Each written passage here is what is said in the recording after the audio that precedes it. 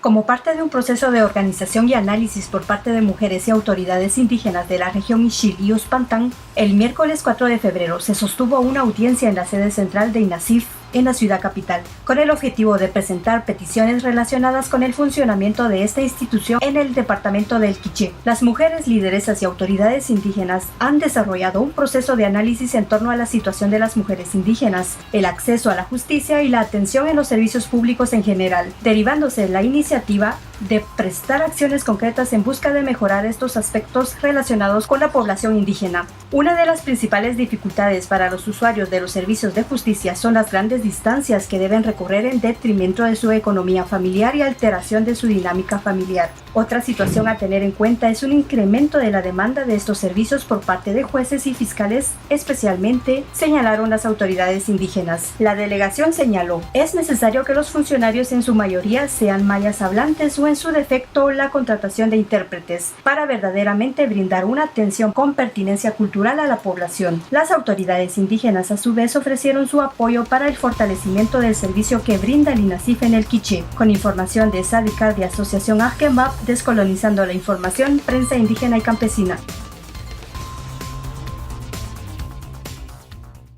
El Ministerio de Gobernación de Guatemala, bajo el Acuerdo Gubernativo número 31-2015, aprobado el 20 de enero, contempla la creación de 9 escuadrones del Cuerpo Especial de Reserva para la Seguridad Ciudadana, el cual se le asignará fondos provenientes del Ministerio de la Defensa, incrementando el presupuesto del Ejército.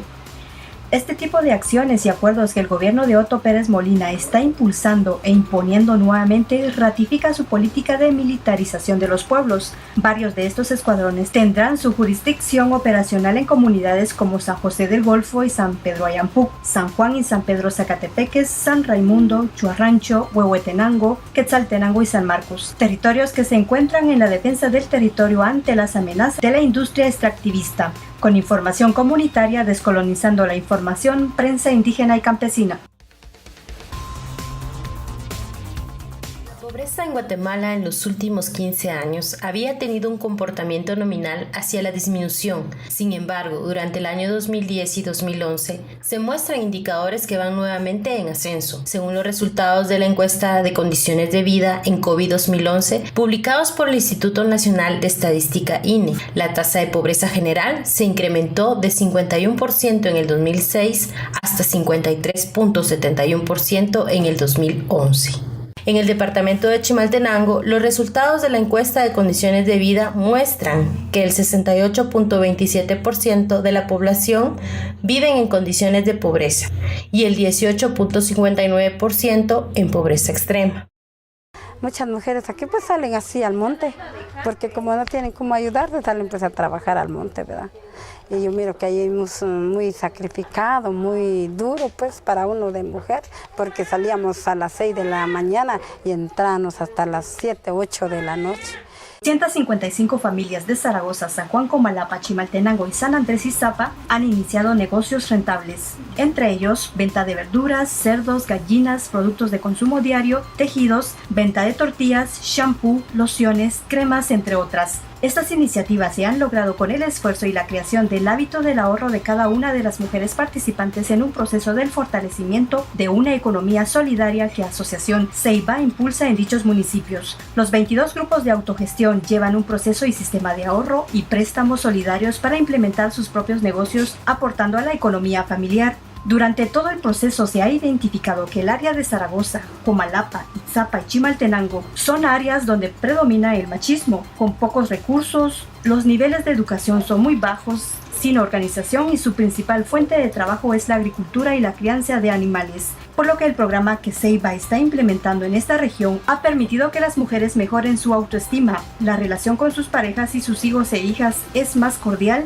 fortalece sus capacidades y le da autonomía al hacer sus pequeños negocios. La relación entre hombres y mujeres se ve reflejada en el apoyo de los esposos en la implementación de negocios, apoyando a distribuir y vender el producto de las señoras, así como el cuidado de los hijos e hijas en casa. Estos procesos conllevan como fin último la complementariedad entre hombres y mujeres y la empatía de los roles que cada uno realiza en el hogar.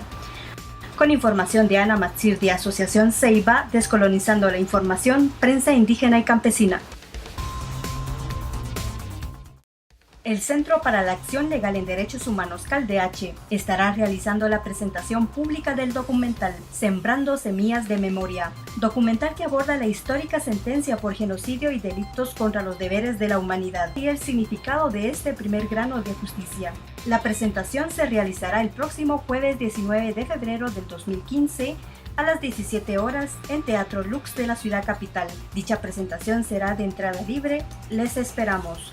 Con información de CALDH, descolonizando la información, prensa indígena y campesina.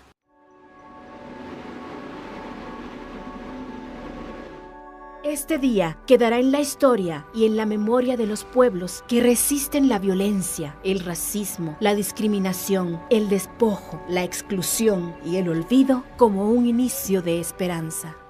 Me sentía un poco alegre, me sentía como que una cosa cerrada y se abrió. Se fue en el aire, se fue en donde quiera, se regó como una agua. Al sacar el agua, abrir, se regó. Vivir a ser humano, pues tenemos derecho a la vida y tenemos derecho a buscar la justicia. Durante los tiempos yo era niño y solo escuchaba de que todo lo que nos estábamos viviendo en aquellos tiempos venía por parte del Estado, venía de parte de gobierno. Contento cuando logramos un primer paso para justiciar, para sentenciar un dictador condenado por genocidio. Y ahora voy a preparar para irme a prisión. No hay olvido, intentas borrar la historia, yo escribo la memoria, escucha esta canción, es sentencia condenatoria.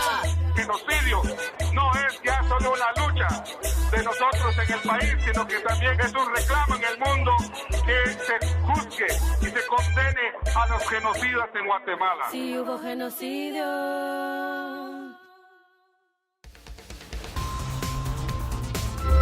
¿Tú qué defiendes?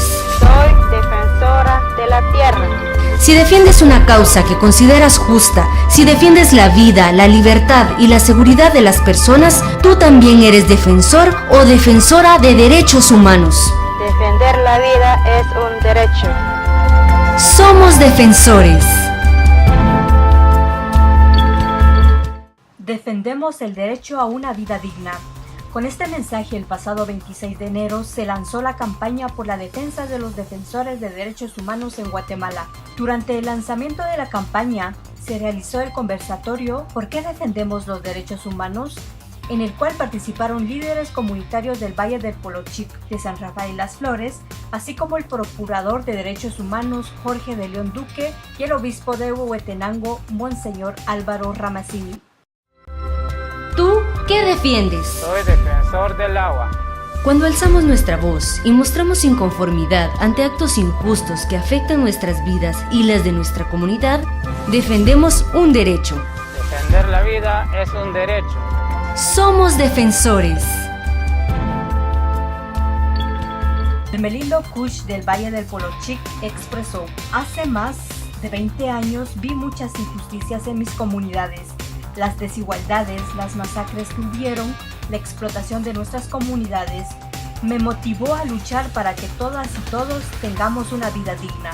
Álvaro Ramazzini, durante el conversatorio, comentó: en Guatemala hay una intención de invisibilizar un país empobrecido por el sistema, por lo cual quien hace valer su voz para exigir sus derechos lo tratan de estigmatizar como delincuente, buscando deslegitimar su lucha con el fin de ocultar una realidad de exclusión y marginación que Guatemala actualmente vive. La campaña es una iniciativa de una serie de organizaciones que luchan por la defensa de los derechos humanos, así como la defensa del territorio. Con información comunitaria, descolonizando la información, prensa indígena y campesina. ¿Tú qué defiendes? Soy defensor de nuestro territorio. Defender donde vivimos y a quienes conforman nuestra comunidad es un derecho y una obligación. Defender la vida es un derecho. Somos defensores.